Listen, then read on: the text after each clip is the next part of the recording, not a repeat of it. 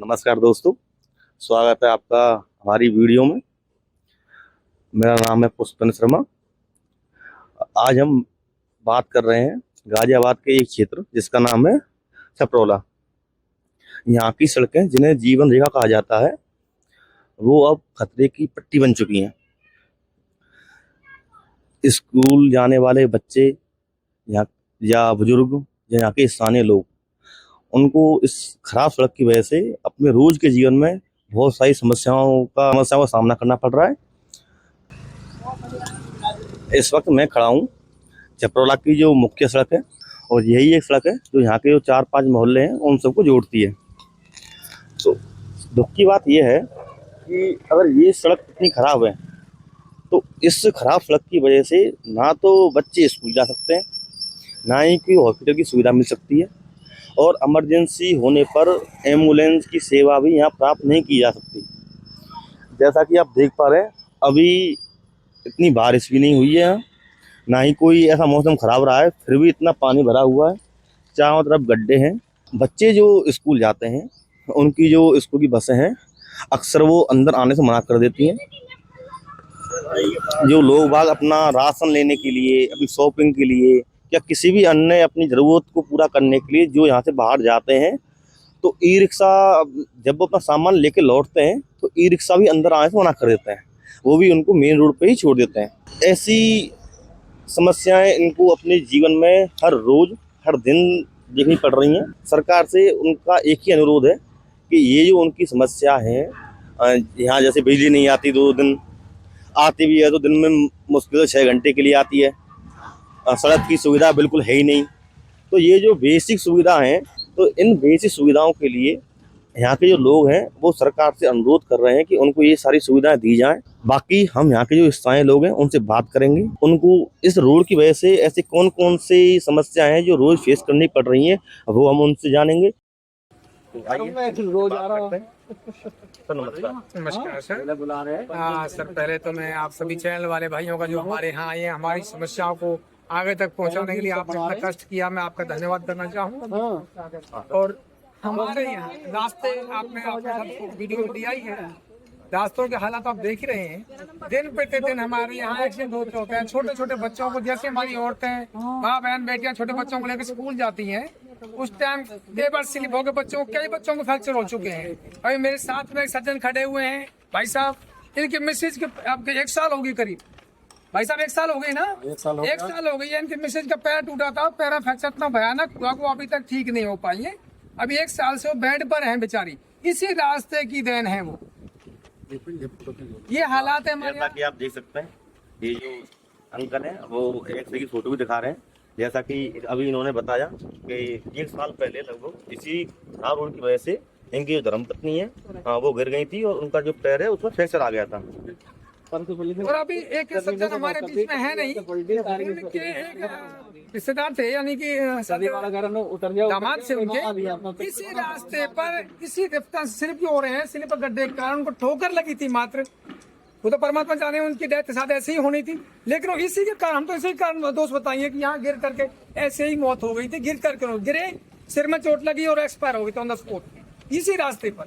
ऐसे ऐसे भयानक इंसिडेंट हमारे यहाँ हो रहे हैं, लेकिन प्रशासन हमारे इधर इस कॉलोनी के रास्तों की तरफ कोई ध्यान नहीं दिया किसी ने।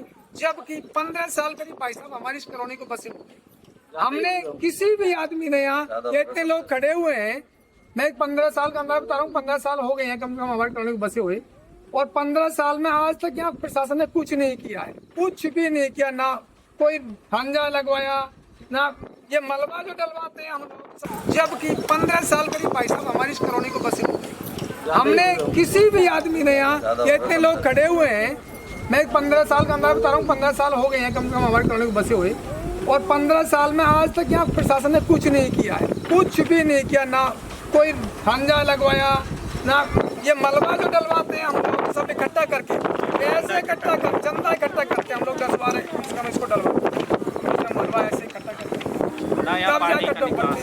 कुछ। ये ऐसा रोड है जो सारी कॉलोनियों को कनेक्ट करता है, कम से कम 5 सारी कॉलोनियों को कनेक्ट कर रहा है, तो ये तो मेन रोड है जो बनना बहुत जरूरी है।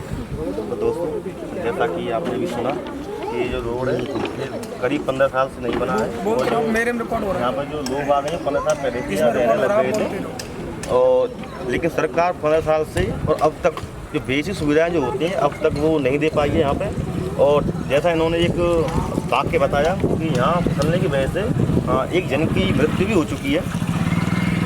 तो हमारा सवाल यही है, जो हमारा प्रशासन है वो इससे ज़्यादा वो क्या चाहता है? और सर जो आम आदमी है वो और कितना सफ़र करे, वो और कितना सहन करे कि तब जाके उसको जो बेसिक सुविधा है वो प्राप्त होंगी। क्या जब तक कोई बड़ी घटना नहीं हो जाती या कोई ज़्यादा लोग तोड़ फोड़ नहीं करते, लोग धरना देने नहीं आते, क्या जब तक उनका अधिकार नहीं है यहाँ की जो बेसिक सुविधा जो है जो मिलनी चाहिए, क्या बिना धरना दिए वो सुविधा सरकार नहीं दे सकती? सर ये ऐसा है, हम कई बार हमने लखनऊ भी लिखा है लेटर, कम से कम 3 या 4 बार हम साथ लखनऊ के लिए लेटर लिख चुके हैं, सीएम विंडो पर भी कोई सुनवाई हमारी नहीं हुई। अथॉरिटी के 1-2 आदमी आए थे, उन लोगों ने हमसे कहा खुद से, मैं और एक जयकरण भाई साहब हैं, कहाँ हमारे बढ़ाना जी, आइए इधर आइए आप। हम और ये भाई साहब थे हमारे बढ़ाना जी, ये मेरे मित्र भी हैं, मेरे पड़ोसी भी हैं, हम दोनों लोग थे। हम लोगों को उनसे बात हुई, बोला ये तो कॉलोनी अनऑथराइज है, ये बिल्डर द्वारा बसाई हुई कॉलोनी है। हमने उनको कहा कि हमारी कॉलोनी कोई भी बिल्डर द्वारा विकसित नहीं है। हम सभी लोगों ने यहाँ पे जिम्मेदारों से, यहाँ के जो किसान थे, काश्तकार थे, उन लोगों से छोटे छोटे प्लॉट लिए हैं सभी लोगों ने, और तब ये अपने आशियाने बनाए हैं यहाँ लोगों। किसी ने लोन लेके बनाया है, किसी ने अपने कमा के धीरे धीरे करके बनाया है, सभी लोगों ने इस तरह से बनाई है। जबकि वो लोग कहते नहीं है तो बिल्डर द्वारा कोई। और ये हमारे एक भाई साहब हैं, इन्होंने देखो ये अथॉरिटी से, ग्रेटर नोएडा अथॉरिटी से ये नक्शा अप्रूव्ड कराया था 2008 में। इन लोगों ने, भाई साहब ने 50,000 रुपये इसके ऊपर खर्च किए थे अथॉरिटी से नक्शा पास कराने के लिए। ये अफोर्ड कर सकते थे इतना खर्चा, इन्होंने मेहनत कर सकते थे, ये लोग इतनी कर पाए। हर आम आदमी के बस का काम नहीं है भाई साहब ये, कि ये इतना धक्के खा सके, 50,000 रुपये अथॉरिटी को नक्शा पास करने दे सके। अगर इतना ही पैसा हम लोगों के पास होता तो शायद हम लोग गवर्नमेंट अप्रूव्ड जमीन में 1 लाख रुपए मीटर की जमीन लेते। यहाँ धक्के क्यों खाते गड्ढों में हम लोग? यहाँ सभी लोग जो रहते हैं सब ऐसे भाई हैं जो इतना खर्चा, इतना पैसा खर्चा नहीं कर सकते, इनकी इनकम इतनी नहीं है, कहाँ से लाएंगे इतना पैसा वो लोग? ये देखिए ये नक्शा अप्रूव्ड है, और गवर्नमेंट पे जो अथॉरिटी में भाई साहब वो फीस जो काटी हुई है, अथॉरिटी ने फीस ली जाती, उसकी रसीद दिखाई है। तो जैसा कि आप देख सकते हैं, निकालिए जरा भाई साहब उस रसीद को निकालो आप। इन्होंने अपना जो नक्शा है जो उन्होंने अथॉरिटी से पास करवाया है, इस अथॉरिटी की मोहर लगी हुई है, जो ग्रेटर नोएडा की अथॉरिटी है अथॉरिटी की मोहर लगी हुई है, देखिए सर। लगी हुई है, और ये रसीद है जो हमने भाई साहब ने पैसे जमा कराए अथॉरिटी में नक्शा पास कराने के लिए मकान का, ये रिसीप्ट है उसकी। उतना मेहनत नहीं कर सकता, ये देखिए नॉलेज भी नहीं है। ये लेटर है। केवल गड्ढे इतने बुरे हैं कि आए दिन गाड़ी के बम्पर टूटते हैं, उसके रेडिएटर टूटते हैं, अगर बच्चे पैदल स्कूल जा रहे हैं तो फिसल जाते हैं, गिर जाते हैं। इतना बुरा हाल हो रखा है, कुछ कह नहीं सकते कि पैदल भी आदमी नहीं निकल पा रहा। कम से कम जो घरों का पानी है वो यहाँ के आसपास प्लॉटों में भर रहा है, उससे कितनी बीमारी हो रही है आप जान नहीं सकते। डेंगू, मलेरिया, आजकल इतने बुखार चल रहे हैं बच्चों को, रोज हम हॉस्पिटल लेके जाते हैं। आम आदमी कब तक इन चीज़ों पे खर्च कर सकता है, आप ही बताइए मुझे। मेरा सरकार से निवेदन यही है, कृपया एक बार आके यहाँ पर देखें कि यहाँ पे क्या हो रहा है, कितना पानी भर रहा है। हल्की सी बारिश होती है इतना पानी भर जाता है कि बच्चे स्कूल तक नहीं जा पाते हैं, उनकी छुट्टी करानी पड़ती है। बस वाले देख के चले जाते हैं वापस कि हम आज नहीं आ रहे हैं, आपकी सड़क खराब है, आपका रास्ता खराब है। तो सरकार से यही निवेदन है, कृपया आके यहाँ पे देखिए कितना बुरा हाल हो रखा है। घर का पानी नहीं निकल रहा है, बिजली का यहाँ कोई सिस्टम नहीं है, गांव से भी बेकार बिजली यहाँ पे आती है। 24 घंटे बिजली में से सिर्फ 8-10 घंटे यहाँ बिजली आ रही है। सड़क वो नहीं है, बेसिक सुविधा नहीं है आम आदमी की, जो बेचारा यहाँ पे पैसे लगा के यहाँ पे रह रहा है उसके लिए कोई सुविधा नहीं दे रही है सरकार। तो हमारा सरकार से निवेदन है, कृपया आके यहाँ देखें, और जो भी यहाँ की अथॉरिटी है वो कृपया आके यहाँ देखें। कि आपने ये सब घटनाएं सुनी, देखी, हम आपके लिए इस वीडियो में जो फोटोज हैं वीडियोस अटैच कर देंगे, जो यहाँ गड्ढे हुए पड़े हैं, पानी भरा पड़ा है। हमारा सवाल अब आपसे है कि आम आदमी और कितना सहन करे बेसिक सुविधा लेने के लिए? आम आदमी अपने जीवन में और कितनी परेशानियां झेले? ये लोग यहाँ रह रहे हैं 15 साल से, ना तो कोई उम्मीद है इनके लिए, ना कोई उम्मीद बची है, ना कोई इनको देखने आ रहा है, ना कोई इनकी सुविधाओं के लिए लड़ाई करने के, ना कोई खड़ा हो रहा है, ना कोई चैनल इनको कवर कर रहा है। अब आप हमें बताइए कि यहाँ रह रहे हैं, इनके बच्चों को, इनके बुजुर्गों को रोज चोट लग रही है, ये सारी दिक्कतें इनको हो रही हैं, बच्चों में मलेरिया की बीमारी फैल रही है क्योंकि चारों तरफ पानी इकट्ठा हो जाता है। तो अब हमें बताइए, सरकार भी इनकी तरफ नहीं देखेगी तो फिर कौन देखेगा? तो हमारा निवेदन सरकार से यही है कि इन लोगों की भी बात सुनी जाए, ये जो भी इनकी समस्या है उनको हल किया जाए। आम आदमी, ये इसी देश के नागरिक हैं, इनके भी उतने अधिकार हैं जितने हमारे और आपके हैं। तो इनके इन अधिकारों का, इनके जो मूल अधिकार हैं उनका सम्मान किया जाए, इनके लिए बेसिक सुविधा प्रदान की जाए। और वो भी अपनी बात रखना चाहती है। मैम बताइए क्या कहना चाहती हैं? तो रिक्वेस्ट करना चाहती हूँ, जो भी सरकार नेता जो भी है, कम से कम यहाँ पे नाली और रोड की सुविधा मिलनी चाहिए। लोगों ने अपनी जिंदगी भर की कमाई लगा रखी है, ऐसा नहीं है 10-15 साल भी हो गए लोगों को। चलो हमें तो भी ज्यादा टाइम नहीं हुआ है, लेकिन जिन लोगों को 15-15, 20-20 साल भी हो गए, बताओ नाली तक नहीं कटी है। ऐसा नहीं है पब्लिक नहीं रह सकती। एक बार होता है कि पब्लिक ना रह रही हो, पर पब्लिक रह रही है, इतने बड़े बड़े घर बने हुए, कम से कम सरकार एक बार इसमें नजर डाले और सबको हेल्प देखिए कि छोटे छोटे बच्चे हैं हमारे, जिंदगी भर की कमाई लगा रखी है, नाली और सड़कों पे तो यहाँ सरकार ने काम करना ही मैं जाना चाहूँगा। ठीक है। और सड़कें मेन रोड से लेकर यहाँ पर, मेन रोड पे इतने बड़े बड़े ऑफिसेज बने हुए हैं, दुकानें बनी है, मेन रोड से ही पानी हो जाता है, गाड़ी हमारी पहिए तक सूख जाते हैं। बताइए, जो हमने अपनी सुविधा के लिए पैसा खर्च करके चीजें ले भी लिए, फिर भी हमें आराम नहीं है। लाइट कितनी प्रॉब्लम है यहाँ पे, 2-2 दिन लाइट ही नहीं रहती है। मैं अपने पोता है मेरा छोटा 2 साल का, मैं उसके साथ इसी खड़ंजे पे टहलने के उद्देश्य से निकला कि बच्चा घर में कब तक कैद रखे हैं बच्चों को। मैं लेकर निकला, उसे ठोकर लगी जरा सी, मेरी उंगली जरा सी छूटी थी कि उसका सिर फूट गया था, ये सर फट गया था यहाँ से। ये डॉक्टर साहब है हमारे, ये करते हैं, यही प्रैक्टिस करते हैं हमारी कॉलोनी में।